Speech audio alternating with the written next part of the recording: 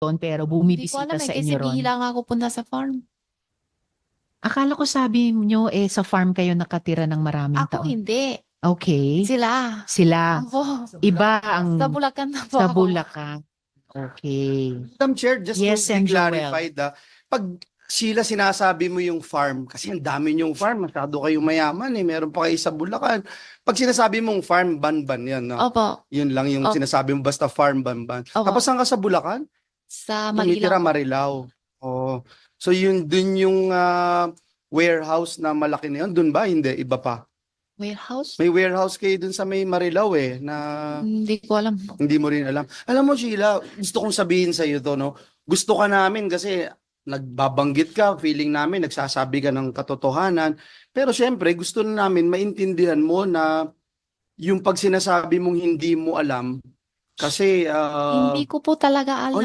kaya nga, Kaya sabi ko hindi gusto ko munang alam. maintindihan mo na hindi po pwede na hindi ko lagi alam, tapos hindi mo alam, makukulong ka na, hindi mo alam, nadidiin ka na. Eh, wala akong Kaya nga, magawa. Kasi hindi ko alam kaya nga, talaga. mas maganda na alam mo yun. Kasi kunyari, hindi mo hawak lagi yung passport mo. Kung ano yung gawin ni Alice sa passport mo, hindi mo alam. Nagbe-break na kayo ng mga batas, Oh, maliwala ako sa kanya eh. o kaya nga, pero hindi mo alam kasi nagbe-break na kayo ng mga batas. Kasi Yung certificate of sa live birth totoo lang mo, po, mahina talagang loob ko. Kaya sabi ko pag may ano na hindi kailangan ko alamin, ayaw mong hindi alam. ayaw ko So alamin. ayaw mo nang alamin kahit na tinutulak ka na sa kumunoy. Hindi siguro.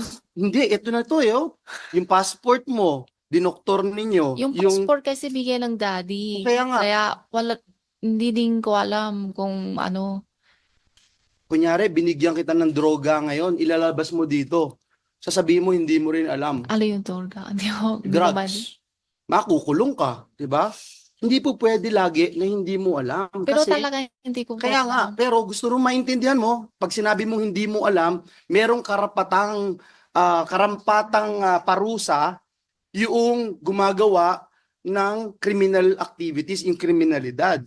Kunyari, yung passport mo, yung certificate of live birth mo, itong 18th Congress, itinaas na ng parusa ng Kongreso yung tinatawag na perjury. Kaya, importante na alam mo na pag sinabi mong hindi mo alam, pwede ka pa rin na maparusahan. Gusto ko lang maintindihan mo yun, no? Na pag sinabi mong hindi Naiintindihan mo ko alam, po. kaya nga, dapat maintindihan mo yun. So, itong mga nangyayari na ito, importante na alam mo na pag sinabi mong hindi mo alam, mapaparusahan ka pa rin. Okay? Naintindihan mo yun, no? Sheila? Hindi. Hindi mo pa rin naintindihan? Hindi po. Oh. Kasi hindi ko alam eh. O kaya nga, Totoo naman eh. kaya nga, kahit na totoo na hindi mo alam, Sheila, kahit totoo na hindi mo alam, mapaparusahan ka pa rin kasi mali yung ginagawa mo, bawal yun. Kasi ginagawa mong kalokohan itong gobyerno ng bansang Pilipinas. Kahit na sabihin mong hindi mo alam, mapaparusahan ka pa rin. Yun yung gusto kong maintindihan mo. Kaya gusto kitang tanungin, one last time, sino yung, hindi ko naiisip na ikaw o si Alice, ikaw ang gagawa nitong mga lahat na itong kalokohan sa Pogo, yung mga torture chamber, yung mga money laundering. Hindi mo nga alam pero may nakikita ka na tao, kilalang tao, na alam mo na nagmamando, sila yung nagsasabi. Sila yung nagpapagalaw sa inyo, ni Sheila, ni Alice, at ng mga kasama mo. May kakilala ka ba? Meron kang nakikita? Sa Na tao na pwede mong malaman na sila yung talagang